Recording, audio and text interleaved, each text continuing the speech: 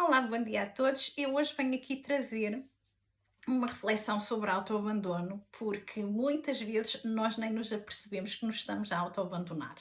E eu queria começar por trazer aqui uma reflexão que é baseada num estudo que ocorreu por volta dos anos 70, em que eles quiseram estudar precisamente a parte animal, até porque nós temos também um lado animal, na tolerância da dor. E na altura o teste foi feito com cães. O que é que eles criaram? Eles criaram uma jaula e metade do chão da jaula o cão iria apanhar choques e na outra metade o cão não apanharia choques. E o cão inicialmente percebe facilmente que daquele lado ele apanha choques e então deste lado ele fica a salvo. Tudo certo? Muito bem. Então eles invertem a situação. Deste lado o cão apanha choque, deste lado não apanha choque. E o cão facilmente também percebe que tem que se manter deste lado para então evitar o choque.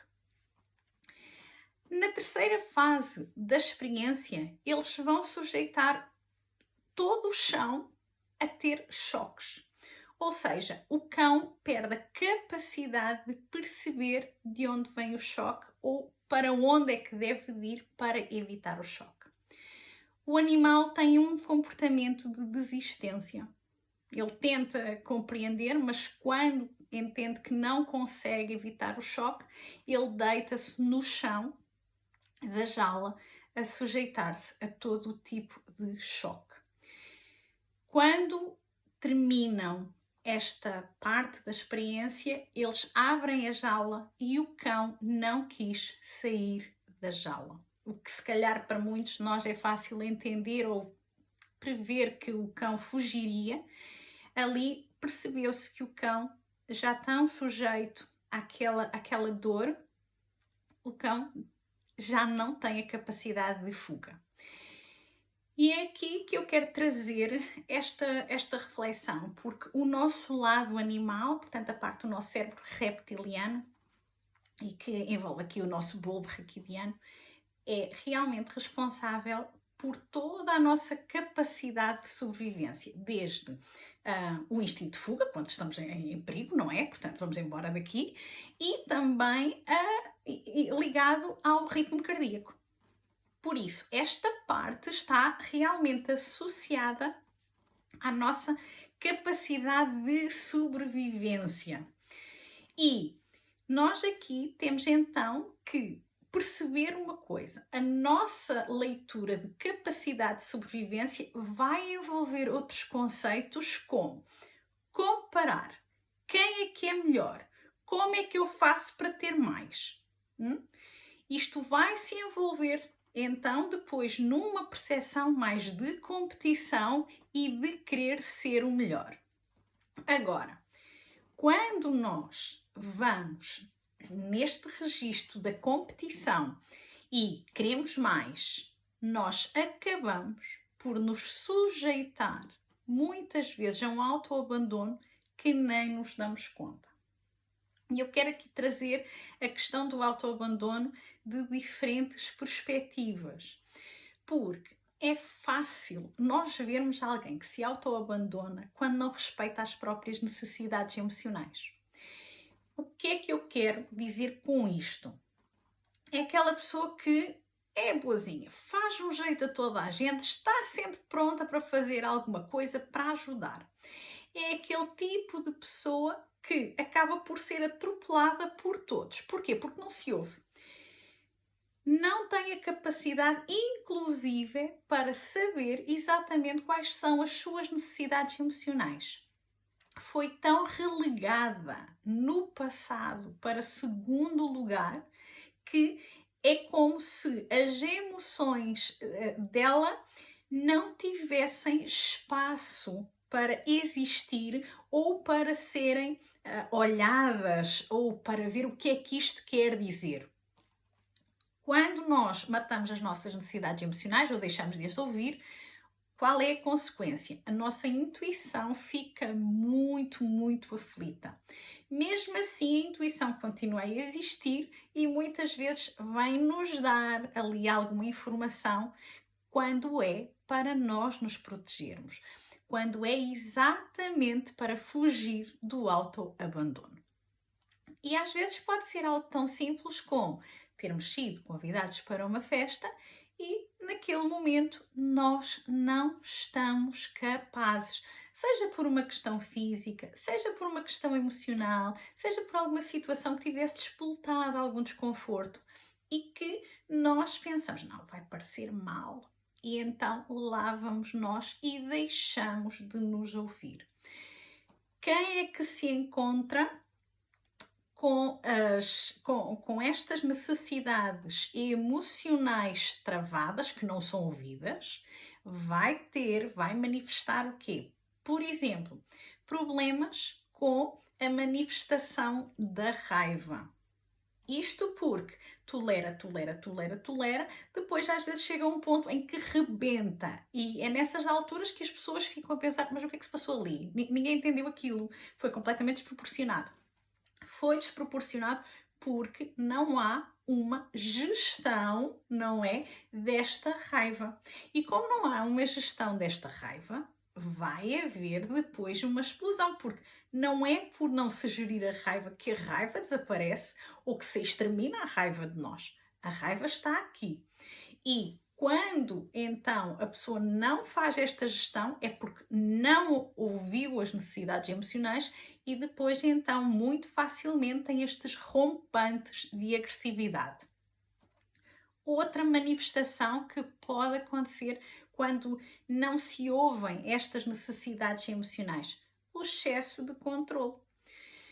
Porque quando eu tenho necessidade de controlar tudo, e eu vou dar aqui o exemplo de perceber quando o filho está de férias e o que é que ele vai fazer nessas férias, ou quando o vizinho vai ali, o que é que o vizinho vai fazer e o vizinho mudou de emprego.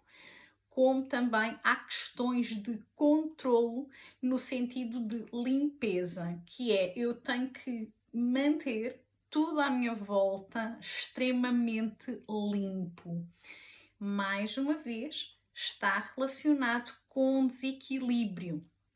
Lembrem-se que nós temos sempre uma necessidade muito grande de compensar. E nós compensamos porquê? Porque há algo dentro de nós que não está em equilíbrio.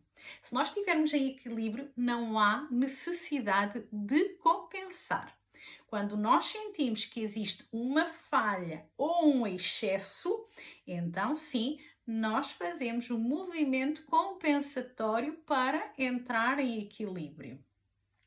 Quando, por exemplo, eu tenho um medo do desconhecido, e mais uma vez é uma questão de não ouvir as necessidades emocionais, eu vou ter uma preocupação excessiva em querer controlar tudo. É como se a minha rotina tivesse que ser programadíssima. E quando eu falo do medo do desconhecido, eu falo do medo da morte, eu falo dos imprevistos que podem acontecer, eu falo da questão das rotinas que podem ser afetadas por uma doença que surge. Este controlo está realmente a ser uma resposta compensatória de algo que não está controlado aqui dentro. E não está controlado porquê? Porque as necessidades emocionais não estão a ser ouvidas. Outro aspecto que eu vou trazer aqui também como sendo o autoabandono e que muitas vezes as pessoas não se lembram, que tem a ver com o quê? Com alguém que manifesta ser extremamente cuidadoso e protetor dos outros. É, por exemplo, aquela pessoa que está preocupada com o bem-estar de um colega do trabalho, se sabe que vive sozinho e que não tem ninguém perto, é a pessoa que se vai oferecer para fazer uma sopa, para levar essa sopa. Tem a ver também com aquelas pessoas que vão tentar ter sempre uma opinião quando o outro tem um sintoma, quando algo aparece, é a pessoa que diz: olha, isso não é normal, eu acho que tu tens que ir ao médico. E se for necessário, essa pessoa até vai com essa pessoa ao médico. Agora, se forem perguntar quando é que essa pessoa fez exames, que cuidados é que ela tem com essa saúde. É aí que vocês vão entender os movimentos de autoabandono. Normalmente, essas pessoas, lá está, estão a compensar, vão tomar conta dos outros porque não tomam conta de si. Não abandonam os outros porque estão autoabandonadas. E isto é extremamente importante porque são realmente duas amostras de como este autoabandono tem depois uma implicação no nosso bem-estar. Quando nós vamos aqui entender que esta parte do desequilíbrio emocional, destas necessidades de compensação, tudo isto vai gerir um comportamento, ou melhor, vários comportamentos dentro de nós.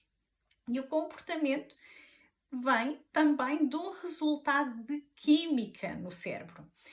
Quando nós acabamos por perceber esta relação dos nossos pensamentos, das nossas emoções, do nosso comportamento e da forma como eles depois se manifestam na realidade física, nós começamos a entender como é que estas dinâmicas acabam aqui por trazer tanto peso.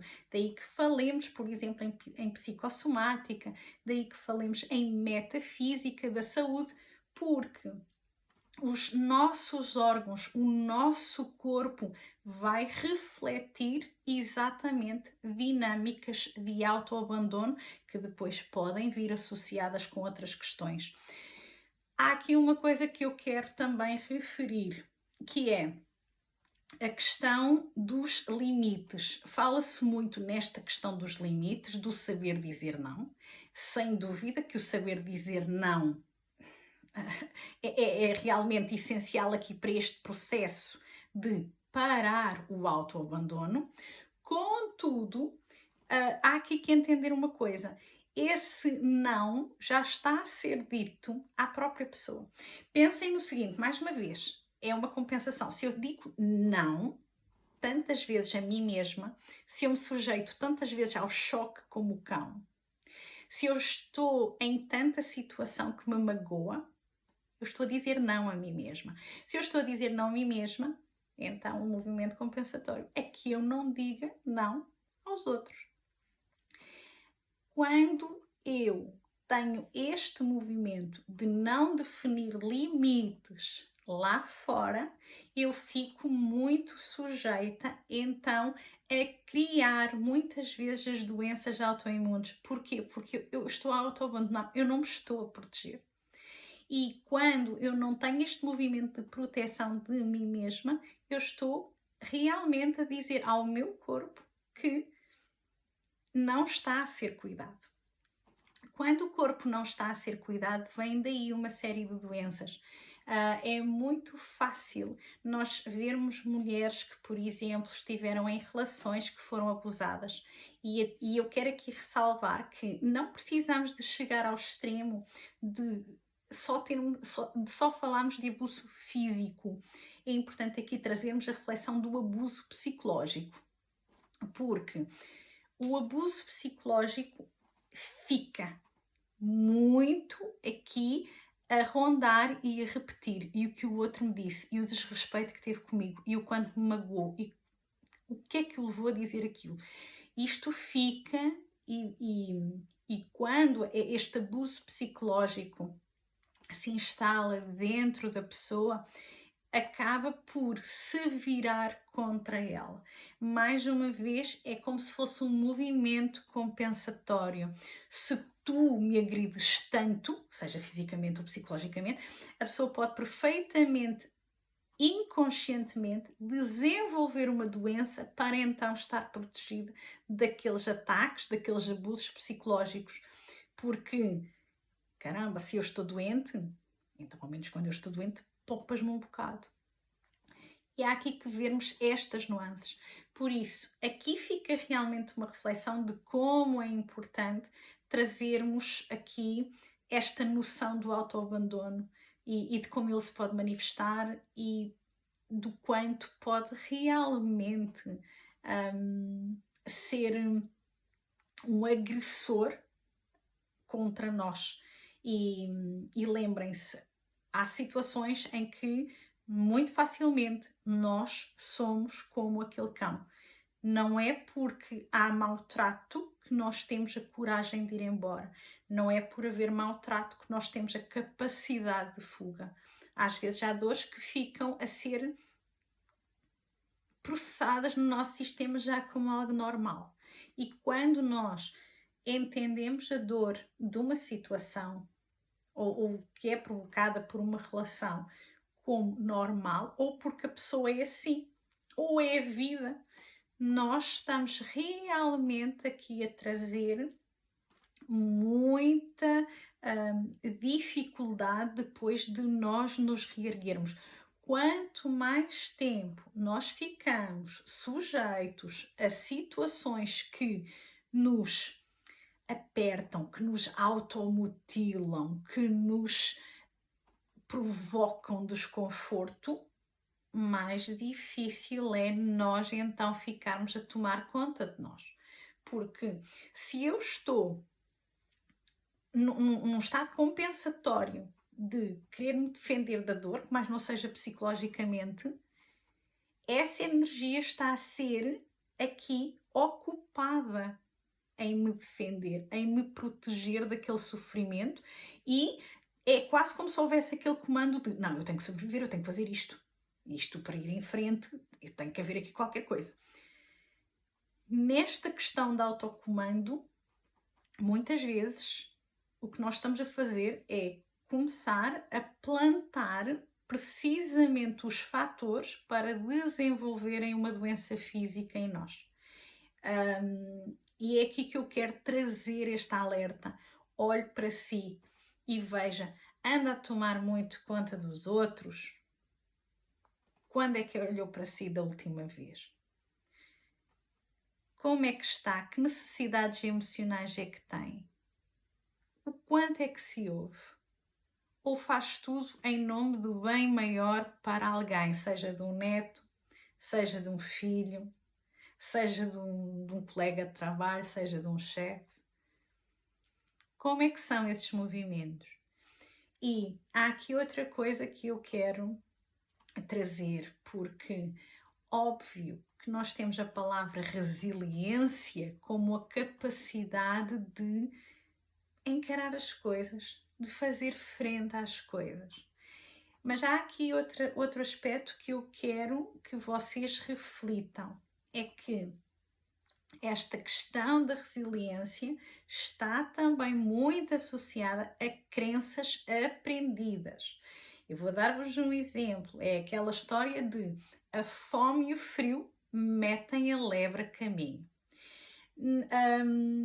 Todo o esforço tem uma recompensa, ou seja, todas estas noções de que temos que sofrer, ou perante o sofrimento é que depois então nos mexemos, acabam por encaixar-se dentro de nós e nós ficarmos a querer viver dentro destas crenças, que são crenças que vêm a ser inseridas, não é? Na medida em que nós crescemos pela sociedade, pela cultura em que estamos inseridos.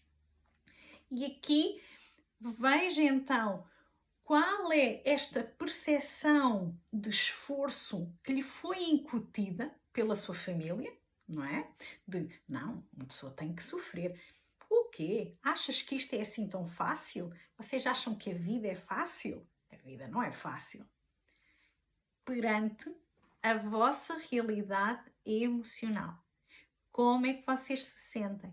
Porque quando eu falo aqui na questão do sentir, é sempre muito importante nós aqui termos aquela perspectiva do nosso verdadeiro eu. O que é que eu quero? Onde é que eu estou? O que é que a minha alma anseia? Para onde é que eu me quero movimentar? E quando nós calamos estas questões, é o nosso primeiro movimento de autoabandono. E quando damos por nós, estamos num autoabandono tal que a doença acaba realmente por ser uma saída, uma manifestação desse autoabandono. Por isso, olhem aqui para a vossa noção de resiliência. Que noção de resiliência é essa? É uma resiliência, sem dúvida, no sentido de, ok, o que é que eu consigo ter? Do que é que eu vou atrás? O que é que me motiva? Qual é o meu combustível? Ou realmente é uma resiliência que vem baseada em crenças de séculos atrás, com condições completamente diferentes e que viveram outras situações. Se eu tive, por exemplo,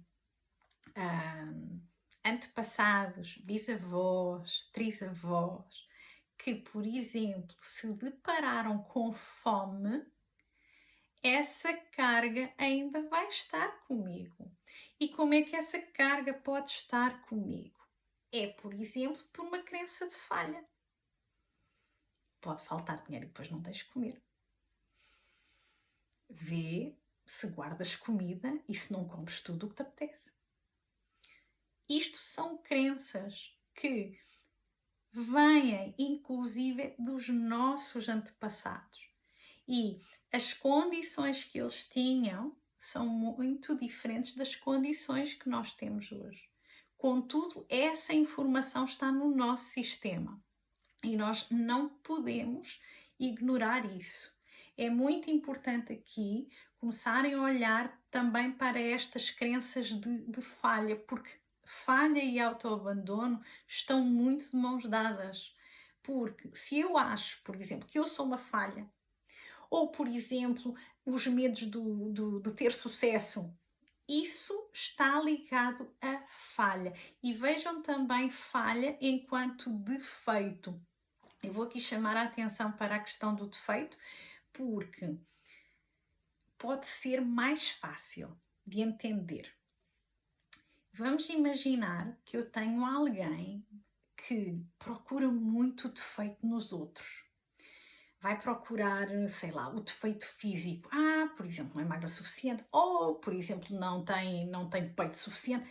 Enfim, quando nós temos muitas vezes este tipo de ideia e que supostamente até achamos que é uma preferência, é porque está a refletir um autoabandono em relação a mim. Ou seja, eu estou a falhar em relação a mim e por isso procuro a falha no outro.